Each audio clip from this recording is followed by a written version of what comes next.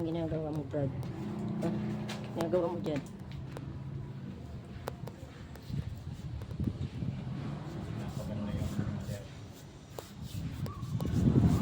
Anong kulay yan, mahal? Ah, ba't parang sobrang pagka-light yata niya?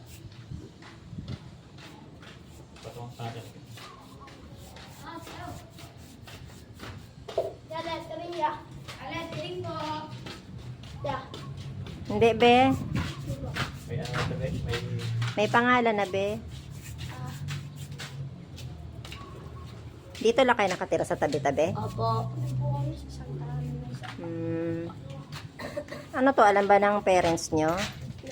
Na nagsa-sideline kayo rito? Ng mga magulang? Alam na magulang nyo. O, alam na po. Kahit hindi po kami magpaalam. Bibigyan na lang naman po namin mama namin ng pera para din. Pag hindi po kami magpaalam, bibigyan na namin mama namin. Dapat pa rin magpaalam kayo. Magbigay kayo sa hindi, dapat magpaalam. Para alam nila kung nasaan kayo.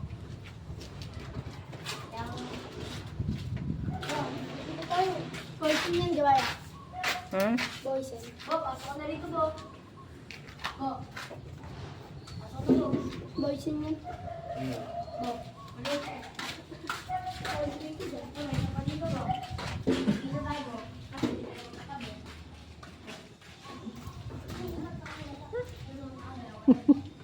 Para kang ano man, pusa ka ba?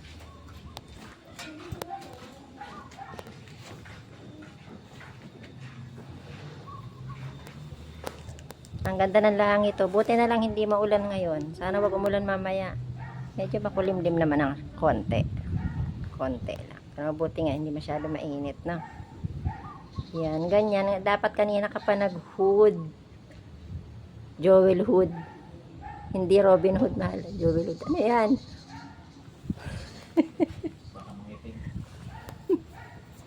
Mao.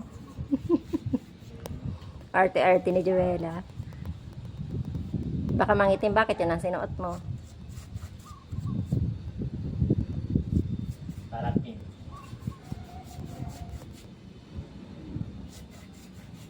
Mana kulay pink ako ngayon.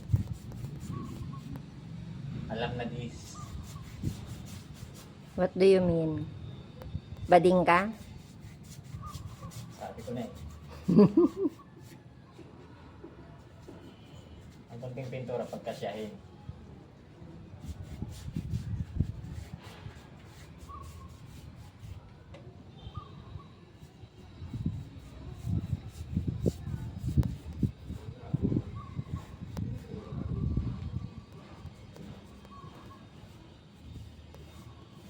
Tuyo agad yan. Ang init eh. Uy, yung pintura niya damit ko. Pang TikTok mo.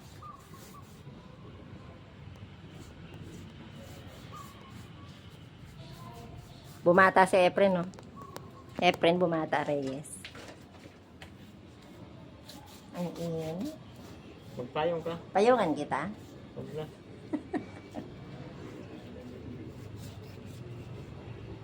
Eto, may gate pa sila, oh. Lapit na pala rito yung ano. Pang ilang ano lang yun, ano, yung kay sa tatay ni Brother Rowell. Ayos na yan mo naman. Nasabihin mo, paalam. Batibot.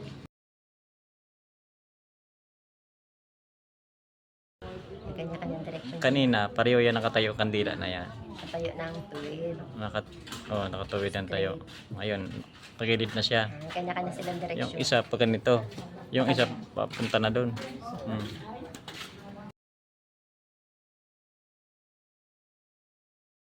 Sana, pahiga ng pahiga yung kandila. Ano ba nangyari sa'yo?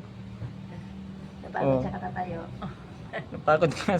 Inantok na yung kandila. Magpapahinga raw siya. Ganda ng pagka-stretch niya kanina. Hindi maintindihan kung bakit nagkaganyan eh. Para daw yung luha niya malaglag dun sa baba.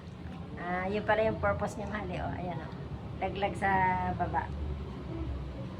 Ayaw niya doon. Pinaka-ground floor, oo. Ayaw niya doon i-stock sa taas. Oo.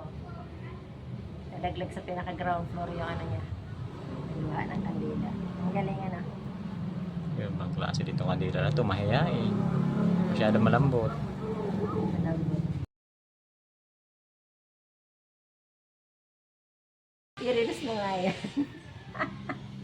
Umiga na yung kandila. Umiga na, instead na nakatayo. Napagod na tuluyan ang unat nilang top. Ano nangyari sa'yo, Brad? I-off na kaya natin.